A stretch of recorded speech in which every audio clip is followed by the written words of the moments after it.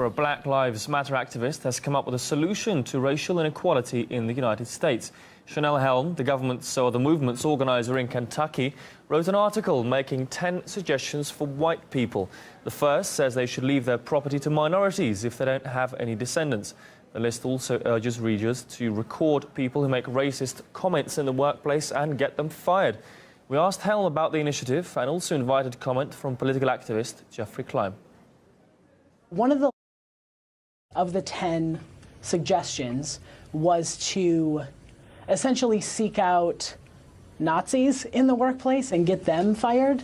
And the word Nazi has been so watered down lately that I don't think anybody really knows what it means anymore. Let's remember where the word Nazi even comes from. It comes from Germanic people who were who proclaimed to have this superior race. That's what white supremacy is. That's what white supremacy is in the U.S. We are talking about a systemic economic barrier that prevents black and brown people who were already on this land from even obtaining land in various different ways. The main issue we're talking about here is there's black people who've never been slaves asking for money from white people who've never owned slaves. And so it's difficult for me to be able to wrap my brain around owing somebody something when I clearly don't owe them anything. And the notion that the list of 10 things wasn't racist when all it's doing is talking about race, the list is essentially implying that black and brown people are incapable of achieving economic growth,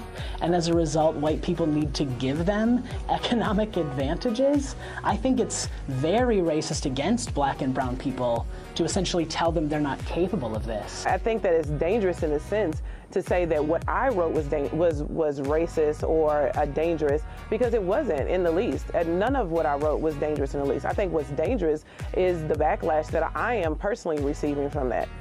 In one of the points, you even say something to the effect of, you have hands, use them. Very much hearkening back to this overused phrase right now about punching Nazis. And when we talk about Nazis and punching Nazis, we are talking about white supremacy. White supremacy did deal some of the most deadliest types of genocide that our world has ever seen. So we're not talking about something that's just in a 10 list of things.